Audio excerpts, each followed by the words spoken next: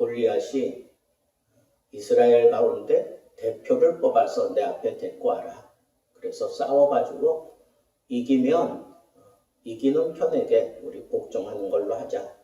이렇게 얘기하면서 이스라엘을 심하게 모욕하고 하나님을 또 심하게 모욕하는 그런 일을 오늘 말씀해 보니까 40일 동안 지금 계속 그렇게 떠들어대고 있는 것을 보게 됩니다. 이렇게 하나님의 백성이 모욕을 당하고 또 궁극적으로는 하나님이 모욕을 당할 때 하나님이 더 이상은 견디지 못하고 참지 못하고 결국은 이 다윗을 이 골리앗 앞에 세우시는구나 하는 것을 오늘 말씀을 통해서 보면서 이게 우연히 다윗이 그 전장에 골리앗 앞에 서게 되었을까? 사람들은 그렇다고 생각할 수도 있을 거예요. 그런데 저는 그게 아니라는 거예요. 그건 분명히 하나님의 섭리를 따라 이루어지는 일이다 라고 하는 것을 우리가 볼 수 있는 그런 눈이 떠져야 한다는 거예요. 그래서 하나님의 섭리는 우리의 소소한 일상 가운데에서 계속 진행되고 있고 흐르고 있다고 하는 이 사실을 우리가 놓치지 말아야 한다는 거예요. 다윗이 그 골리앗이 떠드는 그 전장에 가기까지 하나님의 섭리가 있었다라고 제가 이렇게 얘기하는 것은 이새의 아들들, 세 아들이 그 전장터에 있어요. 그러니까 이 세 아들이 걱정된 아버지의 마음이 발동이 되어서 지금 다윗을 보내서 음식을 싸가지고 와서 그 형들을 좀 위로하고 격려하고 그리고 그 증표를 살아있다고 하는 그 증표를 가지고 내게 오라 하는 것을 다윗에게 맡깁니다. 이게 좀 비상식적인 거 아니에요? 넷째도 있고 다섯째도 있고 일곱째까지 있어요. 근데 왜 막내 다윗을 그 전쟁터에 보냈냐고요. 이것만 봐도 하나님의 섭리구나. 이건 상식적인 일이 아니에요. 막내를 보낸다는 게 넷째부터 일곱째는 도대체 뭐냐고요. 셋째까지는 이름이 나오는데 그 넷째부터 일곱째는 여기 전혀 등장이 되지 않아요. 그냥 뚝 떨어져서 다윗이 등장이 돼요. 그러니까 주인공이 다윗이에요. 주인공이 다윗. 그러니까 그 주인공을 그 현장에 보내는 거예요. 이미 기름 부음을 받았어요. 그리고 이새는 그 세 아들을 걱정하는 마음으로 전장터에 다윗을 보내는 거예요. 아버지의 마음, 하나님의 마음, 이 전쟁터를 바라보고 계시는 하나님의 마음, 하나님의 백성 이스라엘이 모욕당하고 있는 그 하나님의 마음, 그것을 해결해 줄 수 있는 사람, 하나님의 마음에 합한 사람, 다윗. 그 다윗을 보내야만 됐던 것, 그것이 바로 이새를 통해 보여주고 싶은 아버지의 마음, 하나님의 마음이다 라고 하는 것을 우리가 생각해야 되고, 다윗이 그 자리에 가기까지 그가 했던 일은 다른 거 아니에요. 아버지가 시킨 일, 양치기를 하고 있었어요. 그냥 평상시의 삶을 그냥 지금까지 해오던 일을 그냥 하고 있었던 거예요. 사실은 블레셋과 이스라엘이 아주 심각한 전면전을 앞에 두고 있고 이스라엘 백성들은 골리앗 때문에 완전히 저 밑바닥으로 다운돼 있는 상황인데 다윗은 그냥 소소하게 그리고 자기에게 맡겨져 있는 일에 충성을 다하고 있을 뿐이에요. 여러분, 하나님의 뜻이 이루어지기까지 상당히 막 흥분시켜가지고 그래가지고 그 일을 또 맡기시고 감당케 하시는 그게 아니라 그냥 평상시 자기 삶에 충성을 다하고 있을 때, 그냥 그 일에 최선을 다하고 있을 때 전장의 소식이 어떻게 되는지 전혀 알지 못한 상태로 그냥 자기 일에 최선을 다하고 있을 때 하나님께서 다윗을 그 전장에 보내서 이후부터 하나님의 뜻이 이루어지도록 그렇게 역사하시는 것을 볼 때, 하나님의 놀라운 섭리하심은 이렇게 소소한 자기 일에 최선을 다하고 있을 때 하나님께서 다윗을 그 자리에 보내신 걸 보면 우리들도 마찬가지 아닐까? 우리의 삶에 최선을 다하고 있으면 하나님께서 꼭 필요한 사람 하나님이 그 전장터에 보내시고 골리앗 앞에 세우시고야 마는구나 라고 하는 이 사실을 생각하면서 하나님의 섭리를 굉장한 일을 하고 있고 그런 상황에서 이루어 가시는 것이 아니라 그냥 내 삶의 현장에서 하나님의 섭리는 그냥 흐르고 있는 거예요. 그러니까 우리에게 주어진 이 소소한 일상을 아주 소중하게 생각하고 그것을 내가 잘 감당해 가는 것, 이게 결국은 하나님의 섭리를 따라 쓰임받을 수 있는 그런 삶의 모습이다라고 하는 거예요. 예수님께서 제자들을 선발할 때에도 그들의 삶의 현장을 찾아가서 그래서 베드로를 부르잖아요. 나를 따라오너라. 내가 너를 사람 낚는 어부가 하겠다. 이 굉장한 일을 그들이 그냥 삶에 소소하게 일하고 있는, 어쩌면 그 일 가운데 실패해서 낙심하고 있는 그러한 삶의 현장에 하나님이 찾아가시고 그리고 그 사람을 불러내잖아요. 하나님의 섭리를 따라 붙들리고 쓰임받는 사람, 내 삶에 소소한 내 삶의 자리에서 최선을 다할 때 하나님께서 이렇게 하나님의 뜻을 따라 불러내신다라고 하는 이 사실을 우리가 명심하고 우리에게 주어져 있는 일상, 이걸 아주 소중하게 생각하고 최선을 다하며 살아가는 것이 하나님의 섭리를 따라 살아가는 가장 기본적인 삶의 모습이다라고 하는 사실을 알 수가 있습니다. 그리고 하나님께서 이렇게 이새의 여러 아들이 있지만 다윗을 콕 찍어서 그 전장터에 보내는 것은 그건 이새의 마음에 다윗을 보내야 되겠다 하는 그런 결정이 있었기 때문에 보낸 거예요. 다른 사람들은 못하기 때문이 아니라 다윗을 보내야 되겠다고 하는 아버지의 마음에 결정이 있었기 때문에 보낸 거예요. 그러니까 어떤 상식, 비상식을 떠나서 아버지의 마음이 움직여지는 게 아니라 아버지의 마음이 작정된 대로, 결정된 대로 하나님의 섭리가 흐른다라고 하는 거예요. 하나님이 사람을 선발할 때에도, 그리고 하나님의 섭리를 따라 그 사람을 쓰실 때에도 하나님의 마음에 작정된 대로 하시는 거예요. 하나님의 작정에는 결코 후회하심이 없어요. 그리고 정확하게 그 일을 감당할 수 있는 사람을 보내십니다.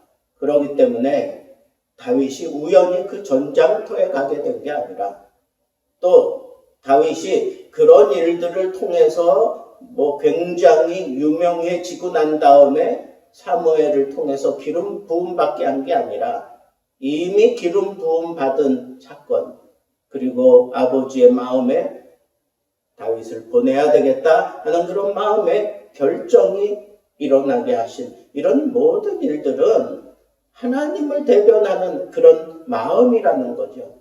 하나님을 대변하는 마음.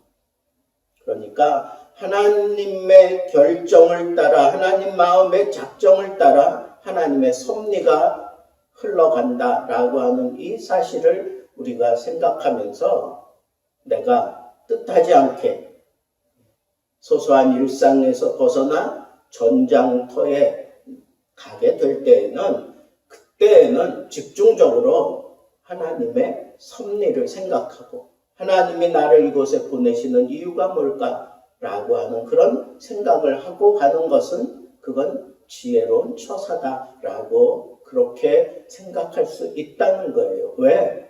하나님의 섭리가 지금 나를 통해 흐르고 있구나라고 하는 것도 아니 내 삶을 통해서 하나님의 섭리가 흐르고 있기 때문에 내가 평상시의 삶에서 벗어나 전장터로 가게 되었다라고 하는 이런 상황들에 돌입하게 되면 하나님의 섭리를 생각할 줄 아는 그런 머리를 가지고 지혜롭게 판단하고 행동하는 것이 그것이 하나님의 섭리를 소중하게 생각하는 사람의 처신이라는 거예요.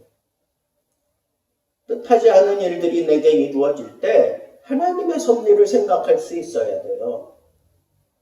나도 모르는 사이에 하나님의 섭리를 따라 일들이 이루어지고 있는 것을 우리가 눈으로 좀 해안을 가지고 볼 수 있는 그런 사람이 되어야 한다는 거예요.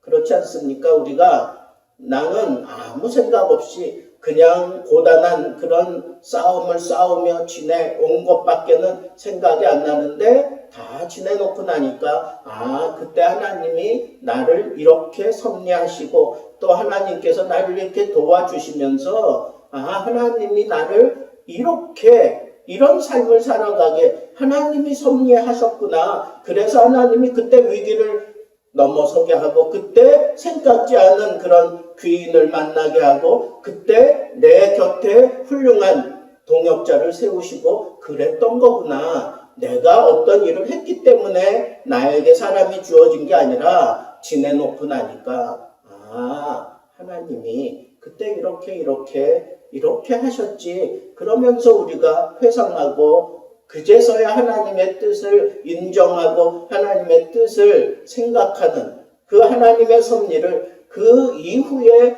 생각하고 깨닫는 그 삶보다는 그렇게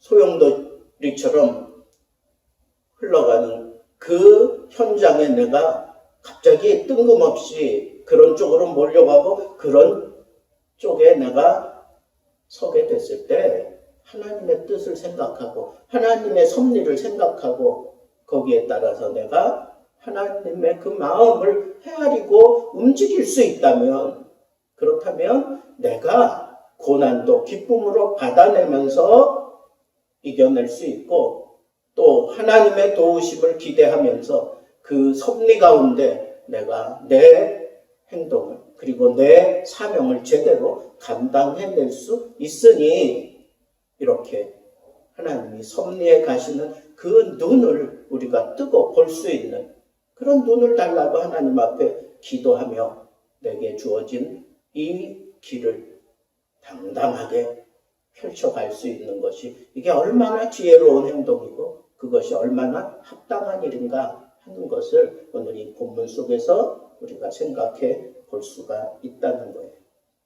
그렇지 않아요? 다윗이 일약 스타가 되는 거예요. 사실은 이 골리앗 때문에 그 전장에 보내진 것 때문에 갑자기 스타가 돼요. 그런데 그런 상황을 다윗이 그런 상황들을 하나님의 마음에 합당한 대로 그렇게 풀어가기는 하지만 여전히 적을 많이 떠안고 일들을 풀어가요. 그리고 그가 계속해서 정식적으로 이스라엘의 왕 자리에 앉기까지 그의 삶은 계속 고난의 연속이고 그리고 그 삶 자체를 피곤하게 그렇게 살면서 아주 연단이라고 하는 연단은 다 받아내요. 꼭 그렇게만 해야 이스라엘의 왕이 될 수 있는가? 그거보다는 다윗이 이런 하나님의 섭리를 생각하면서 지혜로운 그런 눈을 달라고 하나님의 섭리를 생각하며 내 눈을 뜨게 해달라고 그러면서 이런 상황들을 지혜롭게 잘 처신해 갔으면 이런 고난의 세월이 그렇게 많이 그를 단련시키지 않아도 되지 않았을까 하는 그런 생각할 수 있다는 거예요.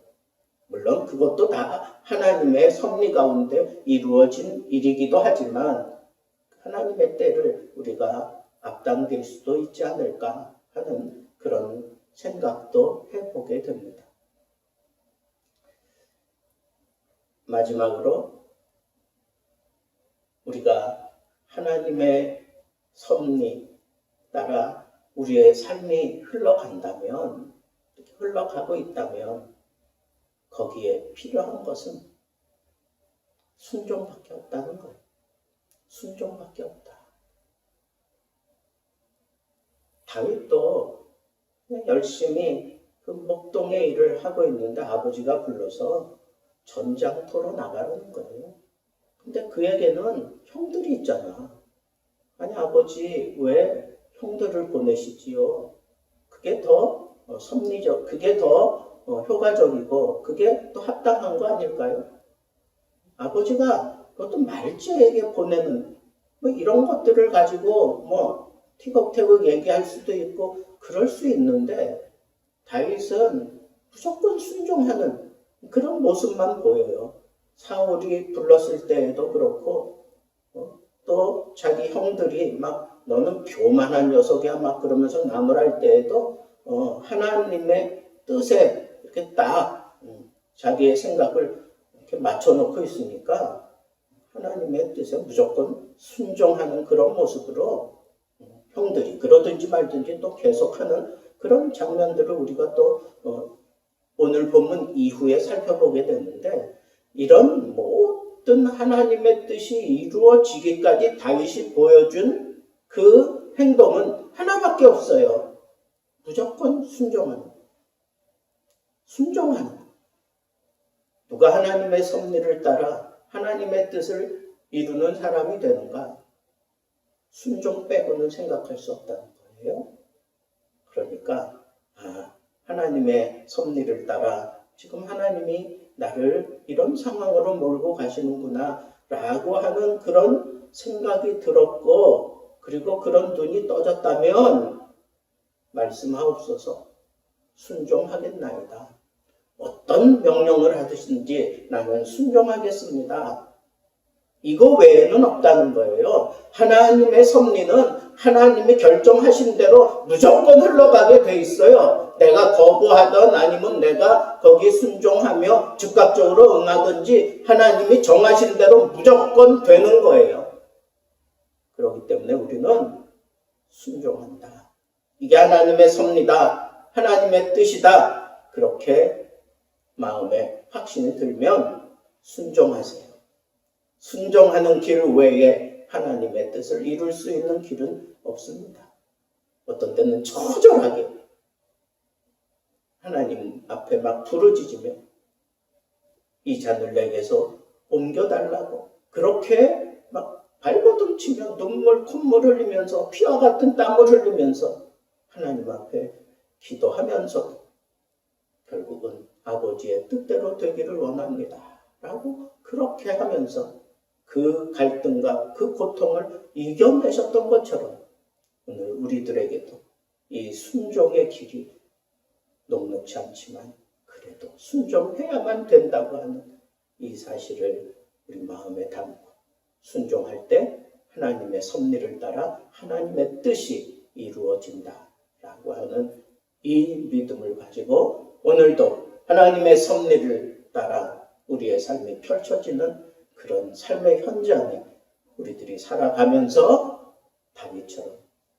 순종하며 그리고 이 섭리적인 측면에서 눈을 뜨게 해달라고 기도하면서 그리고 내게 주어진 이 소소한 삶의 현장에서 최선을 다할 수 있는 그런 지혜로운 하나님의 사람이 되기를 우리 주님의 이름으로 축복합니다.